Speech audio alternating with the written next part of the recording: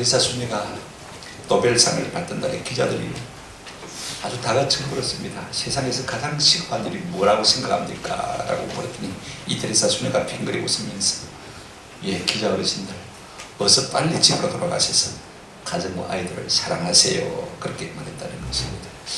어떻게 보면 행문우답 같습니다. 그럼에도 불구하고 우문현답이 되어줄 수 있는 것 같아요. 진짜 세상에서 가장 시급한 일이 무엇일까?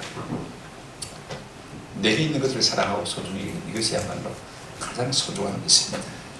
우리는 오직 네잎크로바, 꽃말이 뭐죠? 행운입니다. 그죠? 그 한 장을 얻기 위해서요, 온 들판에 있는 수많은 세잎크로바를 짓밟을 경우가 참 많이 있습니다. 세잎크로바는 꽃말이 뭐죠? 행복입니다. 그죠? 하나의 행운을 얻기 위해서 사람들은요, 지금의 행복을 수없이 짓밟는 어리석은 일을 하고 있는 것을 볼 수가 있습니다. 저는 우리가 가정에만 돌아가고요, 인류의 많은 문제 절반은 해결될 수 있지 않나 하는 생각을 하게 되었습니다. 특별히 어머니들만 직장을 그만두고 집에 돌아가도요, 당장에 해결될 문제가 있습니다. 자녀 양육의 문제가 아마 많이 해결될 것이고, 그 다음에 과외 학습이라든지 사교육비가 상당히 줄어들 거예요. 그 다음에 젊은이들의 실업 문제도 당장에 해결되지 않겠나 하는 생각을 하게 되었습니다. 성경적인 원리죠. 우리가 천국을 맛보려면 어떻게 해야 될 것 같습니까? 우리에게 주어진 아이들을 존중하면서부터 우리는 진짜 천국을 맛볼 수가 있는 것입니다. 어린아이를 귀히 여기라. 그리고 그들을 닮아가라. 이것이 오늘 우리 예수님께서 우리에게 주신 말씀이에요. 오늘 본문을 우리가 통해서 자녀 존중의 은혜를 좀 누렸으면 좋겠다. 자녀들을 내 마음대로, 내 함부로, 내 기분대로, 내 감정대로 다루어도 되는 존재가 아니라 하나님께서 정말로 그 배후에 계시고 그들을 잠잠히 사랑하시는 사실을 생각하면요, 우리가 그들을 존중할 수밖에 없는 것 아닙니까? 이제 본문 말씀을 우리가 한번 생각해 보십시다. 첫째로, 예수님은 어린아이를 영접하는 것이 곧 나를 영접하는 것이다 라고 말씀하셨습니다. 여러분 5절에 보세요. 또 누구든지 내 이름으로 이런 어린아이 하나를 영접하면 곧 누구를 영접한다고요? 나를 영접하면. 우리 예수님은요, 어린아이와 자기를 동일시한 것을 볼 수가 있습니다. 그래서 어린아이 하나에게, 그 연약한 것 보잘것없는 아직도 덜 된 아이 하나에게 하는 것이 곧 누구에게 하는 것이라고요? 예수님에게 하는 것이다 라고 말씀하신 것을 볼 수가 있어요. 여러분, 우리는 누구를 만나든지요, 참 계산이 빠릅니다. 아마 이런 계산은 알파고보다 빠를 것 같아요. 딱 따져가지고 말입니다. 제가 나보다 못하다, 부족하다, 가난하다, 못 배웠다, 못났다 싶으면요, 사정없이 무시합니다. 그렇지 않습니까? 그죠? 반대로 조금 낫다 싶으면 어떻게 합니까? 즉각적으로 아부하는 것이 우리 인생입니다. 근데 우리 예수님은요, 비록 나보다 작은 자라 할지라도 영접하라. 영접이란 말이 무엇입니까? 어떤 영어 성경에는 리셉션, 어떤 영어 성경에는 웰컴 이렇게 번역되어 있어요. 여러분, 웰컴 알죠? 그죠? 환영한다는 뜻 아닙니까? 그죠? 귀찮은 존재를 여기지 않냐고, 무시하고 가볍게 마음대로 다루어야 될 존재로 생각하지 않냐고, 그들을 내 마음속에 환영하는, 이것이야말로 누구를 영접하는 것이 된다고요? 주님을 영접하는 것이 된다. 저는 웰컴이라는 말을 그림으로 상상해 보면요, 누가복음 15장에 탕자의 비유가 떠올라요. 아버지의 재산을, 아버지가 아직도 시뻘겋게 살아있는 게 말입니다. 둘째가 금방 제 아버지의 유산을 미리 챙겨가지고 더 먼 외국으로 가서 아주 그랑방탕하게 삽니다. 그러니 감당할 수 있습니까? 다 탕진하고 철저하게 산 거지가 돼서 돌아오는데, 이 아버지가 말입니다, 그 아들을 날마다 기다립니다. 멀리서 보고도 아직도 상거가 먼데 이 아버지가 그 아들을 거지같이 해서 날아온 이 아들을 척을 여기서 달려가서는 어떻게 합니까? 목을 안고 입을 맞추는 장면이야말로 웰컴의 진정한 그림이 아닌가 하는 생각을 하게 되죠. 이 아버지가 누굽니까? 우리 하나님 아버지지 않습니까? 우리 주님은요, 어린아이, 작은 자, 가난한 자, 약한 자 전부 자기와 동일시하시고 차별하자는 것을 볼 수가 있습니다. 우리가 사도행전 9장에 보면 바울에게 신기사가 나오잖아요. 바울이 예수 믿는 사람을 잡아 핍박하고 옥에 가두기 위해서 저 다메섹으로 갑니다. 그러다가 부활하신 주님을 다메섹 도산에서 만나게 되죠. 화란 빛과 함께 주님 나타나셨을 때 깜짝 놀라서 그가 하는 소리가 무엇입니까? 주여 누구시옵니까? 주여 누구십니까? 그때 우리 주님이 뭐라고 했습니까? 나는 내가 박해하는 뭐라고요? 예수라. 언제 사울이 예수님을 박해했습니까? 언제 옥에 가두었습니까? 채찍했습니까? 만나본 적도 없는 사람이죠. 그런데 우리 예수님은 자신과 자기 백성을 동일시한 것을 볼 수가 있습니다. 내 백성에게, 내 자녀에게 한 것이 곧 내게 한 것이라 그렇게 말씀하는 것을 우리가 볼 수가 있습니다. 우리 예수님도요, 하나님의 아들이시니까 동일하게 우리를 차별 없이 받으신 것을 볼 수가 있어요. 우리는 모두도 차별합니다. 등급을 나누어서 사람을 다 차별합니다만 우리 예수님은 그렇게 하지 않으시죠. 로마서 우리가 5장 6절 8절 10절에 보면 우리 예수님께서 우리를 받으실 때 어떻게 받으셨냐면, 첫째는요, 우리가 아직 말 때요, 연약할 때, 한없이 약할 때, 한없이 부족할 때, 그때도 우리 주님은 우리를 아낌없이 받아주셨어요. 위하여 죽어주셨어요. 8절 보십시오. 우리가 무엇 됐을 때도요, 우리가 아직 무엇이 됐을 때요? 원수 되었을 때도, 원수 되었을 때, 죄인 되었을 때, 죄인 되었을 때, 우리가 여전히 거스리고 거절하며 반역하는 그런 존재임에도 불구하고 하나님은요, 우리를 위해서 십자가에 돌아가신 것을 볼 수가 있습니다. 또 뭐 할 때입니까? 10절 보십시오. 곧 우리가 하나님과 뭐 되었을 때요? 원수 되었을 때도 여전히 우리 하나님의 길을 차별 없이 받으신 것을 우리가 볼 수가 있지 않습니까? 그렇다면 여러분, 누가 예수 잘 믿는 사람입니까? 누가 예수를 닮은 사람입니까? 사람을 차별하지 않는 사람이 예수를 가장 많이 닮은 사람이죠. 눈에 보이는 어린 자녀나 작은 자나 가난한 자나 볼품없는 사람이라 할지라도 그를 사랑하는 그 사람이야말로 진짜 예수님을 닮은 사람인 것을 볼 수가 있습니다. 그러므로 우리 역시 예수님처럼 사람들을 차별 없이 영접해야 되는 것입니다. 5절 그렇게 말합니다. 예수님을 영접하는 것이 되기 때문에 그렇게 우리가 영접하라고 말하고 있습니다. 그런데 여러분 보십시오. 우리의 죄성이요, 그걸 용납하지 않습니다. 어떻게 나보다 조금 나은 사람은요, 우리가 굽실거리지만은요, 어떻게 나보다 못한 사람 앞에 우리가 굽실거릴 수가 있습니까? 어떻게 그들을 환하게 영접할 수 있겠습니까? 할 수 없는 것 아닙니까? 우리의 타락한 죄성이 이걸 용납하지 않습니다. 그래서 우리 예수님께서 뭐라고 말씀하셨습니까? 또 누구든지 한번 더 합시다. 내 이름으로 어린아이 하나를 영접하면, 내 이름으로. 말씀이 무슨 말씀입니까? 내 본성이 비록 그렇게 할 수 없다 할지라도, 내 본능적으로는 죄성이 그렇게 못하게 만든다 할지라도 예수님의 이름을 봐서라도 예수님이라고 생각하고 그들을 말하여 영접하라, 그렇게 말씀하고 있는 것을 볼 수가 있습니다. 그만큼 우리 예수님은요, 약한 자에게 그 마음이 있는 것을 볼 수가 있습니다. 또 하나 우리가 세 번째 이유가 이것입니다. 지극히 작은 자 하나에게 한 것이 곧 주님께 한 것이 되기 때문에 그렇습니다. 우리가 마태복음 25장을 보게 되었지만요, 종말에 대한 비유가 많이 나오고 천국에 대한 이야기가 많이 나오는데, 천국 갈 자와 지옥 갈 자를 우리 예수님께서 말씀하시면서 이 한마디 말씀으로 딱 정리를 하셨어요. 마태복음 25장 40절 말씀에 보면, 너희가 여기 내 형제 중에 지극히 작은 자 하나에게 한 것이 곧 뭐하게요? 내게 한 것이다. 지극히 작은 자 하나에게 잘하는 것이 곧 내게 한 것이 되어지고, 그것이 천국 갈 일이 되어진다. 그러다면 지옥 갈 일은 어떤 일이냐? 45절 보시면요, 그렇게 말씀하고 있습니다. 자, 45절. 지극히 작은 자 하나에게 하지 아니한 것이 곧 누구에게 하지 아니한 것입니까? 예수님께 하지 아니한 것이라고 말씀하고 있습니다. 우리는 어른이도 우리가 참 얼마나 사람들을 분별하고 차별하기를 좋아하는 인생들입니까? 제가 참 좋아하는 마태복음 10장 40절 이하의 말씀입니다. 42절 한번 같이 읽어보세요. 다 같이 읽겠습니다. 시작. 선지자의 이름으로, 42절, 또 누구든지 제자의 이름으로 이 작은 자 중 하나에게 냉수 한 그릇이라도 주는 자는 내가 진실로 너희에게 이르노니 그 사람이 깨닫고 상을 잃지 아니하리라 하시니라. 지극히 작은 자 하나에게 큰 것 준 거 아닙니다. 뭐 줬어요?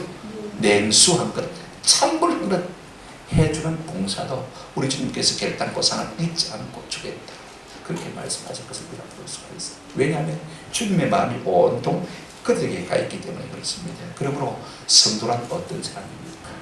지극히 작은 자 하나를 대할 때 누구처럼 대하는 것입니까? 예수님처럼.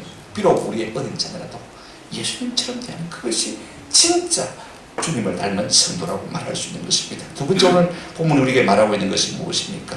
예수님은 그렇기 때문에 지극히 작은 자 하나라도 실족게 하지 말라라고 말씀하십니다. 6절 말씀 한번 보시기 바랍니다. 6절에 이렇게 말씀하고 있죠. 누구든지 나를 믿는 이 작은 자 중 하나를 실족하게 하면 차라리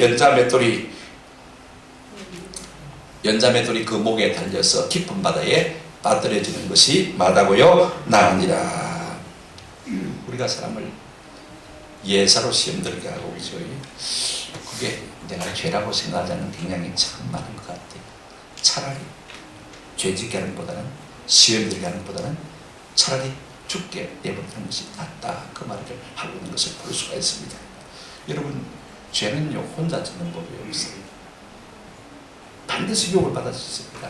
마귀가 직접 우리를 유혹하기도 하지만요, 사람과 환경을 통해서 우리를 유혹해서 죄짓게 만들지 않습니까? 빌라도가 왜 예수님을 십자가에 못 박아 내어줬습니까? 무리들이 자꾸 충동했어요. 안 그러면 가이사의 충신이 아닙니다. 여러분, 아론이 왜 금송아지를 만드는 것입니까? 무리들이 자꾸 충동했습니다. 우리가 섬길 신을 만들면. 다윗이 왜 바세바와 가담을 하게 되었습니까? 붉은 테라제 다 볼 수 있는 곳에서 혼란 벗고 모욕을 하는 거예요. 그러니 유혹을 받은 것 아닙니까? 여러분, 요즘 사람들은요, 부자는 죄짓지 않습니다. 대신에 그 돈 가지고 밑에 사람들에게 죄짓게 만드는 것을 볼 수가 있어요. 사장은 죄짓지 않습니다. 그죠? 어떻게 합니까? 그 사장의 권력을 가지고 밑에 사람들에게 죄짓게 만들고 그들로 하여금 감옥 가게 하는 것을 볼 수가 있습니다. 우리는 그들이 죄인인 줄 알지만은요, 우리 예수님이 보실 때는 위에 사람이 그 권위를 가지고 뭐 했습니까? 실족해 한 것입니다. 그러므로 그 죄가 더 훨씬 큰 죄다. 7절 보시기 바랍니다. 실족하게 하는 일들이 있음으로 말미암아 세상에 화가 있도다. 실족하게 하는 일이 없을 수는 없으나 그럼에도 불구하고 실족하게 하는 그 사람에게는 뭐가 있도다? 화가 있다.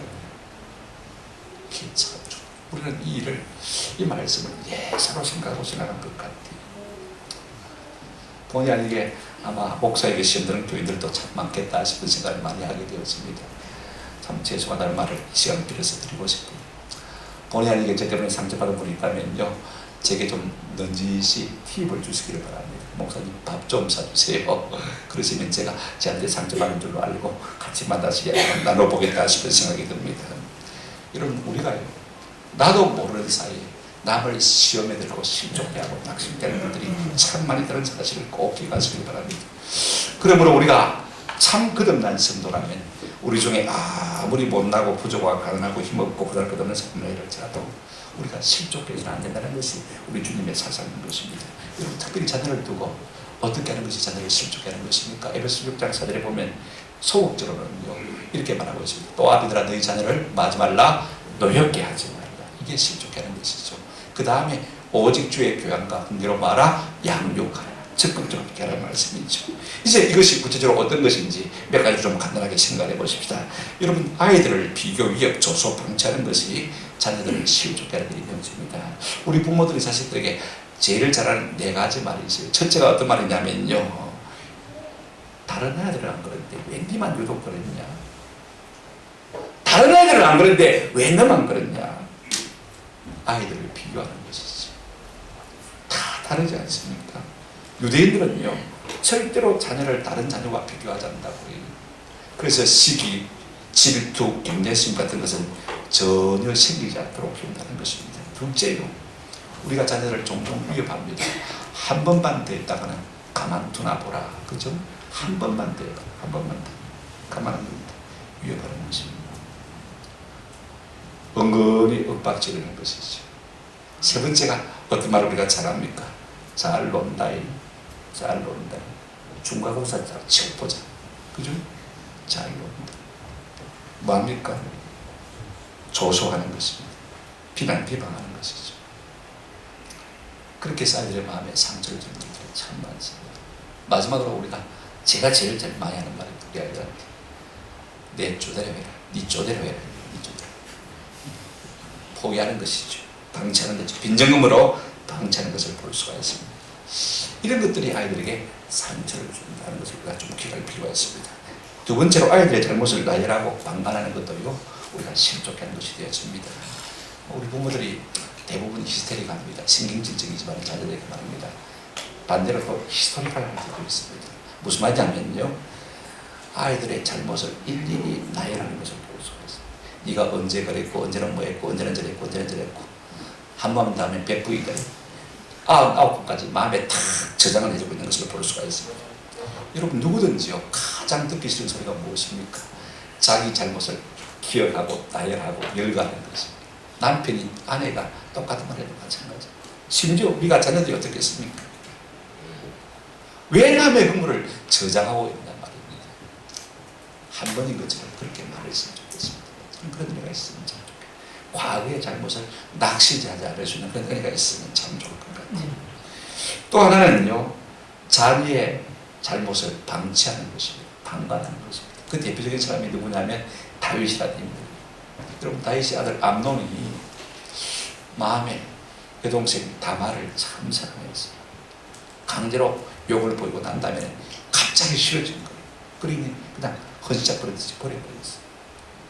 배가 같은 이 왕자인 압살롬이 이 일을 보고요, 마음에 부하가 치밀어 갔습니다.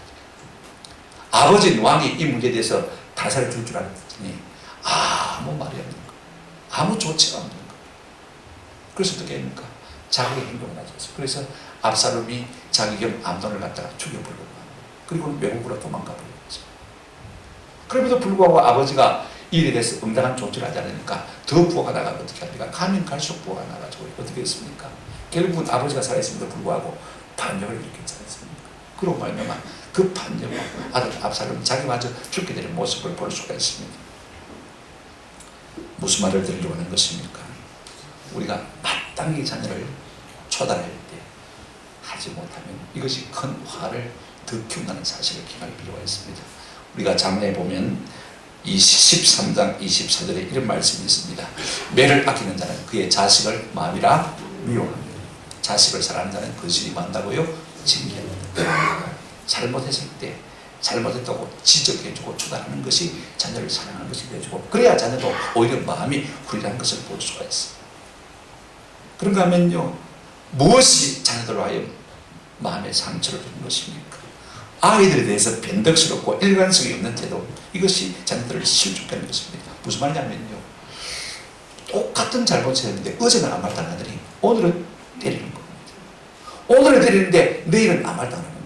그러면 여러분 자녀들이 어느 장단에 춤을 춰야 됩니까? 헷갈리게 되는 거예요.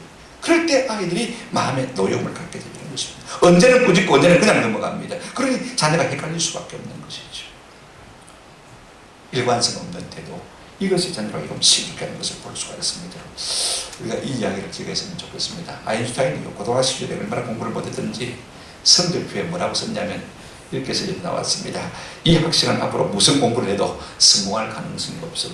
여러분, 우리 자녀가 그런 성적표를 받아왔다면 여러분 마음이 어떻게 생각이 들겠습니까? 아마 초상집이 될 거예요. 그런데 여러분, 이 어머니가 이 아인슈타인의 성적표를 받아들고는 훈훈하게 찡그리지 않고 오히려 애를 보고 그럽니다.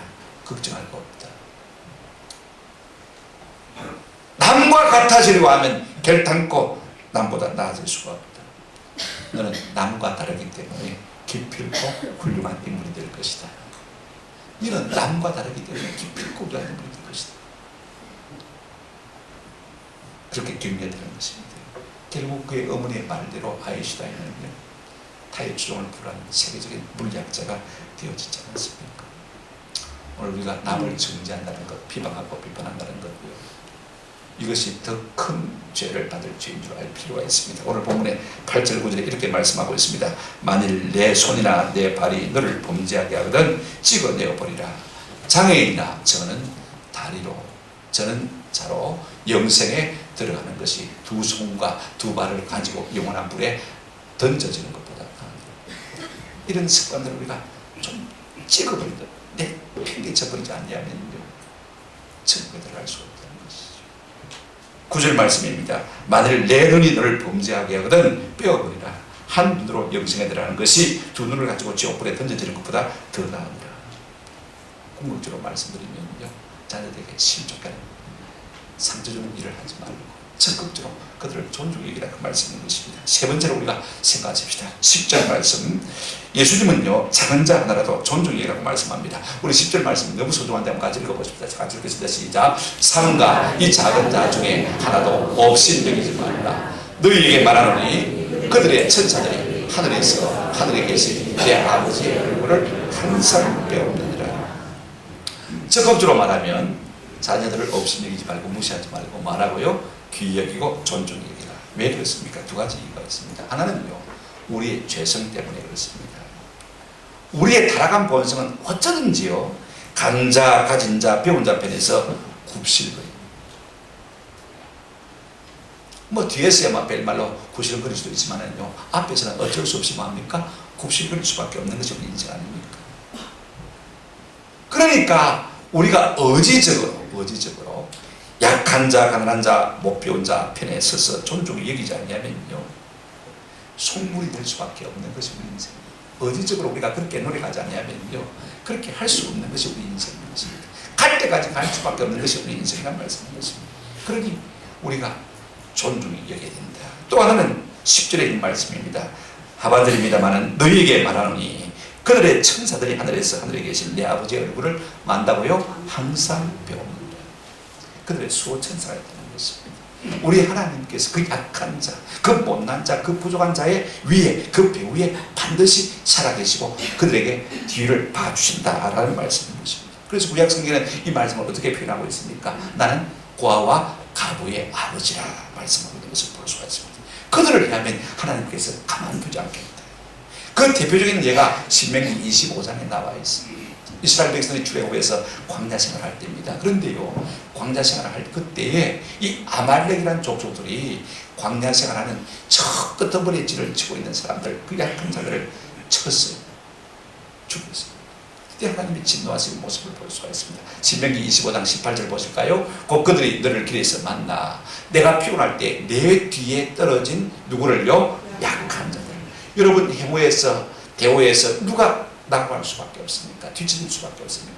사회 경쟁에서 누가 뒤처질 수밖에 없는 거예요. 한번 생각해 보십시오. 누가 약자가 되어지는 것입니까? 자, 돌봐줄 자 없는 고아들이 그럴 수밖에 없지 않습니까? 그 다음에 누가 뒤처질 수밖에 없습니까? 당연히 과부들이겠죠. 그 다음에 장애인들, 그죠?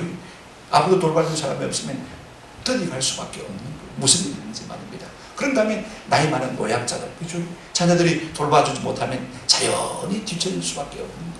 그런데 아말렉이 말입니다. 그게 수를 한다고 그 약한 뒤에 떨어진 자들을 갖다가 진멸한 것을 볼 수 있습니다. 그 다음에 여러분 19절을 보시기 바랍니다. 하나님께서 뭐라고 말씀하십니까? 그러므로 내 하나님 여호와께서 내게 기업으로 주어 차지하게 하시는 땅에서 내 하나님 여호와께서 사방에 있는 모든 적들로부터 내게 안식을 주실 때는 내가 가나안 땅에 들어가게 될 때는 그 다음 말씀 한번 같이 읽어보시겠습니다. 시작. 너는 천하에서 아말렉에 대한 기억을 지워버리라. 너는 잊지 말지. 그들을 진멸하라고 말씀하신 것을 볼 수가 있습니다. 하나님께서 그만큼 진노하신 것을 볼 수가 있습니다. 우리가 예사로 약한 자를 무시하지만요 그 약한 자의 배후에 누가 계신다고요? 하나님이 계신다는 사실을 우리가 한시도 잊지 않았으면 참 좋겠다 싶어요. 그러므로 우리가 자녀들을 어떻게 하는 것이 맞다고 합니까? 자녀들 아직도 약한 자들이거든요. 믿음도 약하고 의지도 약하고 그죠? 경험도 다 부족하지 않습니까? 어떻게 하면 되겠습니까? 어떻게 해야 이 약한 자녀들을 존중히 여기는 것이 되겠습니까? 여러분 약한 자를 받되 우리가 비판하지 말아야 됩니다. 로마서 14장 1절 말씀입니다. 믿음이 연약한 자를 너희가 마대 받되 그의 의견을 마지 말라. 비판하지 말라. 있는 모습 그대로 자녀를 받아주면 되는 거죠. 내 모습 이대로 주 받으옵소서. 날 위해 돌아가신 주 날 받아주소서. 그래서 우리 주님이 좋은 것 아닙니까? 내가 부족하고 연약하고 힘없어 참 못나고 해도 얼마든지 내 모습 그대로 우리 주님이 우리를 받아주시기 때문에 그 주님이 감격스럽고 그 주님이 좋은 것 아닙니까? 그래서 우리의 주님만이 있습니까? 마찬가지로 우리의 부모들도요 아이가 못나고 부족하고 의지가 약하고 비록 빈약할지라도 우리가 그들을 어떻게 해줘야 됩니까? 받아주는 것이 존중적인 것이다. 그 다음에 마지 말아야 됩니까? 비판하지 말아요. 우리도 다 그때는 그 말 때는 다 그랬거든요. 우리도 그때는 다 약자였지 않습니까? 다 자녀였지 않습니까? 그러므로 그들의 연약함을 우리가 받되 마지 말라. 비판하지 말라 라고 말씀하신 것을 볼 수가 있습니다. 누가 성숙한 사람입니까? 사람을 있는 모습 그대로 받아주는 사람이 성숙한 사람. 누가 성숙한 부모입니까? 자기의 모습 그대로 용납할 수 있는 그 사람이 참 성숙한 부모인 것을 볼 수가 있습니다. 또 하나 우리가 자녀를 존중하는 것이 무엇입니까?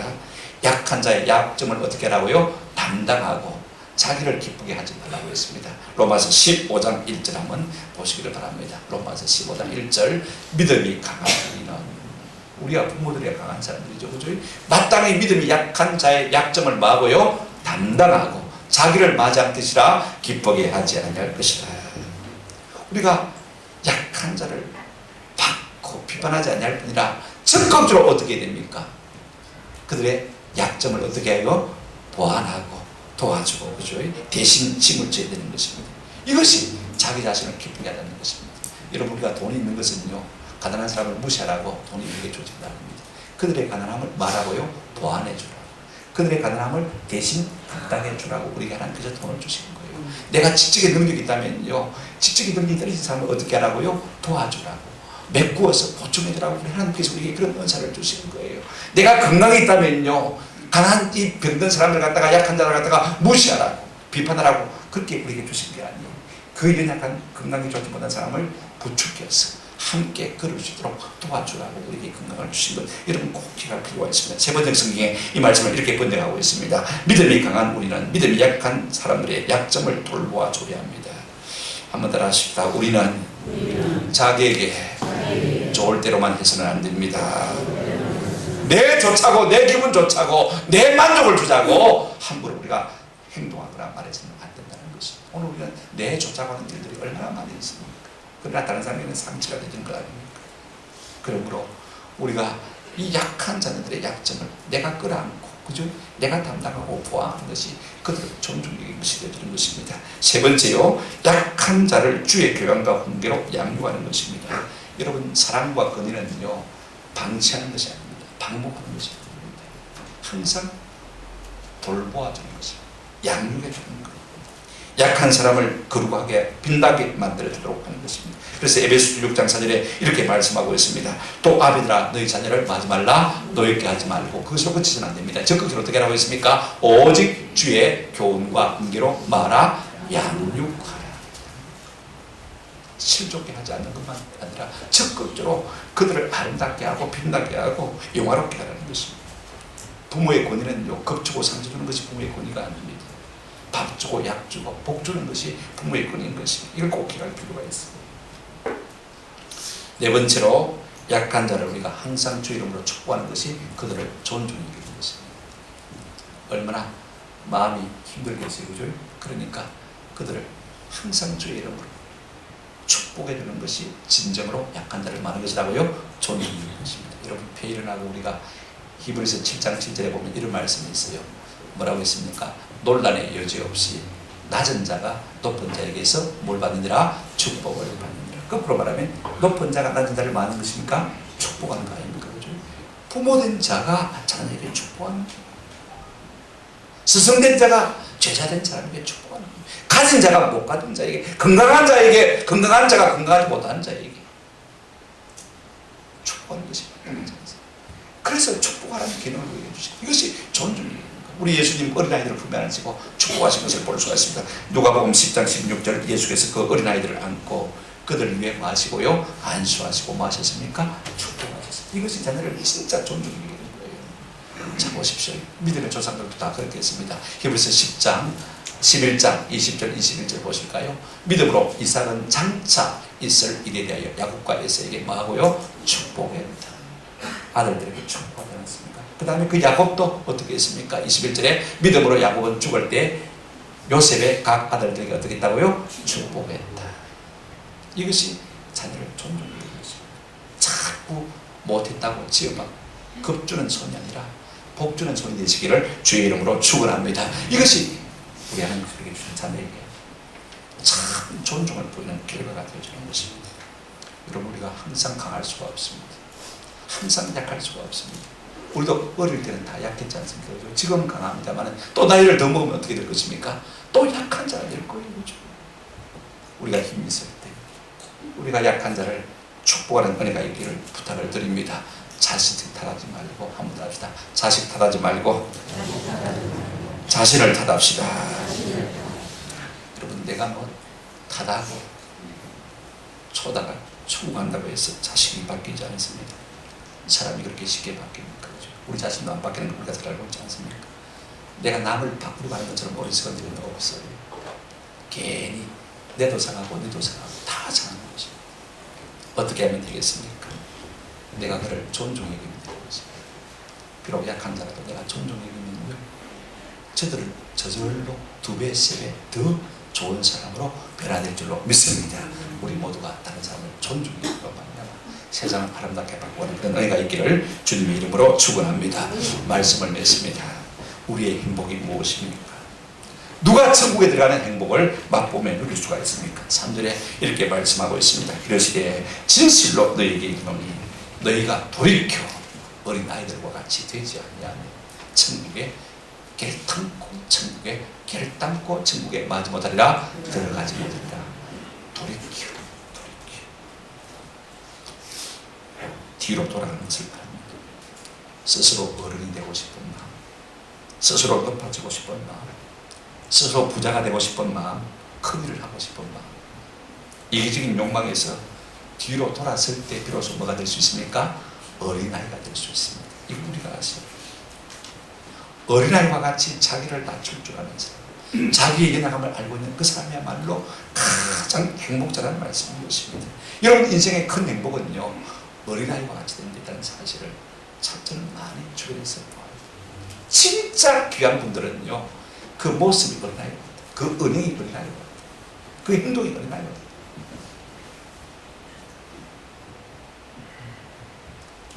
오늘 우리의 문제가 무엇입니까? 자꾸 큰 자에게 마음을 두고 자기도 어떻게든지 그만큼 커져야 된다고 생각하고 크지 못하면 어떻게 합니까? 시기하고 질투하고 어쨌든 끌어들이려고 하지 않습니까?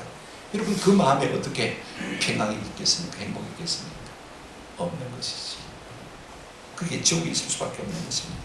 반대로 천국은 어린아이의 마음에 있다는 사실을 우리가 꼭 기억할 필요가 있습니다. 여러분, 자녀가 혹이 아닙니다.